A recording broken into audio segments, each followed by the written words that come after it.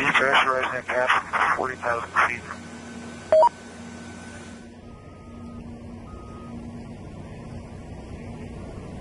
Okay, confirm pressure suit inflation. Confirm pressure suit is inflated. Item 23, remove They have now exhaust dropped suit, that ballast. vent They dropped hose, 60 and pounds suit of exhaust ballast hose. in order to raise the balloon faster than the rate at which it's going right now. Interesting to know that seeing all those cameras there around that capsule, and there are cameras on Felix Baumgartner's suit. Depressurize the cabin to ambient. Some of those are live, and others of those cameras, the video remains with the camera. But what's happening here is the BBC is putting together a big documentary. Engage the door stop.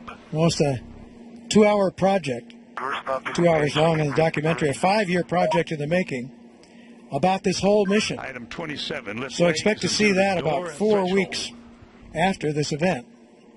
So about a month from now. BBC documentary. 29, slide seat forward. That's 28. Item 28, slide seat forward. Slide seat forward. Item 29, release seat belt. Seat belt is released.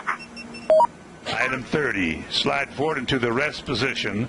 Confirm sunshade down. Rest position, sunshade is down.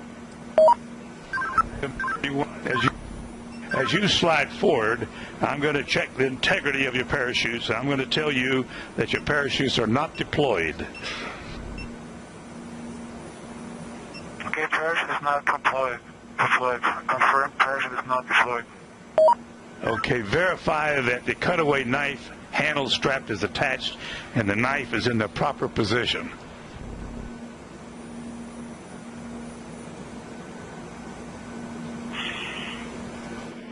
Take the handle strap and attach and in proper position. Item 33, chest pack, face plate heat on. Face plate heat is on. Okay, now we're really getting serious. Item 34, disconnect chest pack umbilical.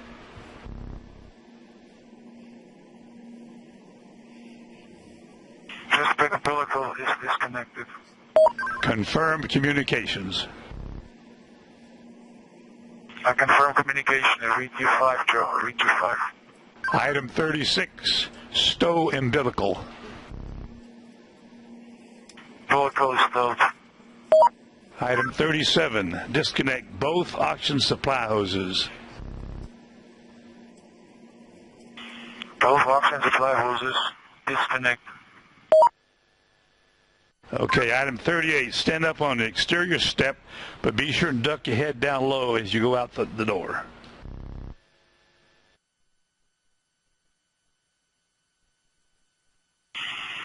I'm standing outside. Item 39, release helmet tie-down strap. Helmet tie-down strap is released. Start the burst cameras.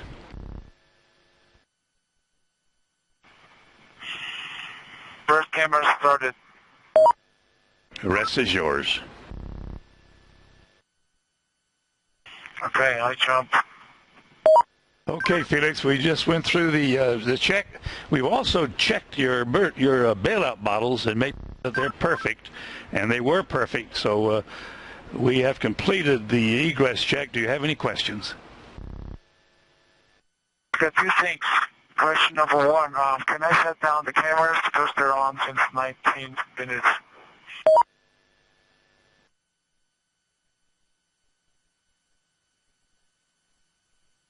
Both leg cameras on since 19 minutes. Roger. Turn them off, please, Felix. Turn them off.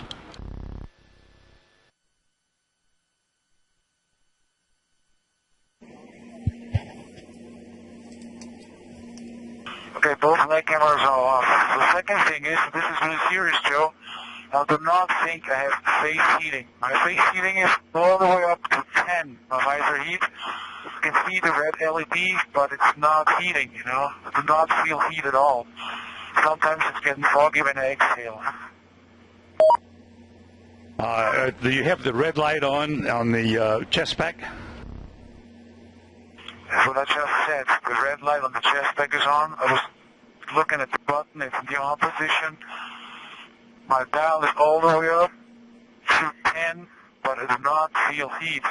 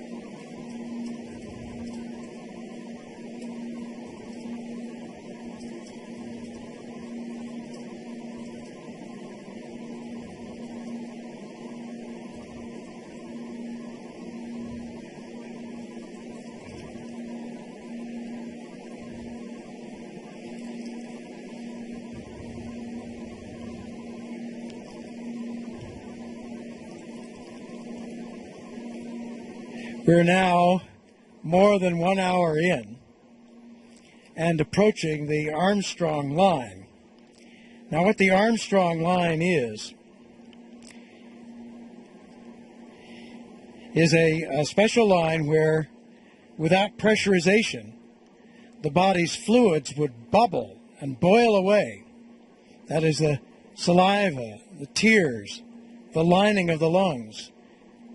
Even oxygen doesn't help when you pass through the Armstrong line. You need a pressurized suit or cabin. So the Armstrong line was named for Professor Harry George Armstrong, who founded the U.S. Air Force Department of Space Medicine back in 1947. The Armstrong line at 63,000 feet up.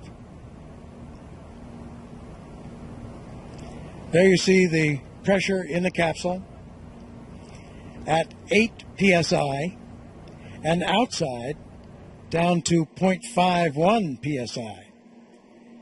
So that's why you have the Armstrong line, that phenomenon. So it's 1/14 of the pressure inside the capsule. The pressure on Earth, by the way, psi at sea level, is 14.7 pounds per square inch. Temperature outside, where we are now, at 63,000 feet, the Armstrong line, minus 86 Celsius. Minus 86 Fahrenheit, sorry. Minus 86 degrees below zero.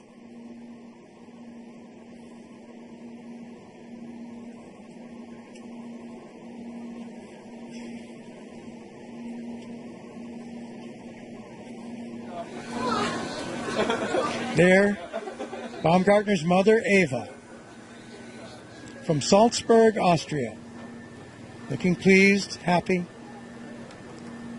She and Baumgartner's father, Felix Baumgartner Sr., made this trip. As I mentioned before, their first time out of Europe. And his brother as well. His brother's a chef right outside Salzburg. And they've had something of a trying time here waiting, because we tried to get this flight off 5 days ago and failed because of a gust of wind that came along and knocked down the balloon as it was just starting to inflate. So quite a feat in getting this balloon off this morning, because it was the backup balloon and the only other one immediately available. So if they'd not gotten this off today, there would have been a delay of at least some weeks in getting another balloon. There's a infrared shot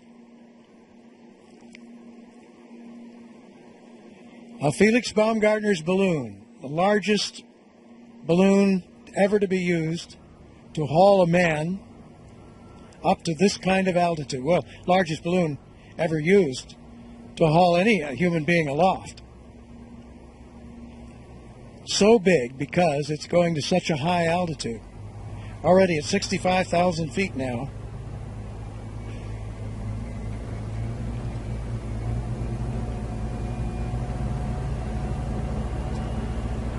Baumgartner was at this altitude twice before this year. The first time back in March, when he jumped from 71,600 feet, 13.5 miles up, and then a second jump in July from 97,000 feet, 18.5 miles up. So again, what's happening today is Baumgartner hopes to break the record for a jump from the highest altitude, hopes to come down faster than any other human being, breaking the speed of sound, first time for a human being outside of an aircraft. Last longer in that free fall than any free faller has ever done before. Hopes to last for about 5 minutes and 30 seconds before he pulls the parachute cord and floats back for the last 5,000 feet. Joe Kittinger's jump that's the standing record for long-lasting free fall. In fact, Kittinger holds the record for all three things right now. The highest jump at 102,800, or 19 miles up. Fastest free fall at 614 miles an hour. And the longest lasting free fall at 4 minutes and 38 seconds. There's one other record at issue today, and that is for the highest manned balloon flight. That's one record that's not held by Kittinger. The highest manned balloon flight was in 1961, set by two Navy flyers over the Gulf of Mexico, Malcolm Ross and Victor Prather. And they went to an altitude of 113,740 feet. So that's 21.5 miles, even higher than Kittinger went for his jump. And then they came back down in the balloon, so it wasn't a jump. But it ended tragically when they landed in the Gulf of Mexico. Victor Prather they were being picked up in the Gulf of Mexico by a helicopter, and tragically Prather slipped out of the sling as the helicopter picked them up off the waters of the Gulf of Mexico and drowned.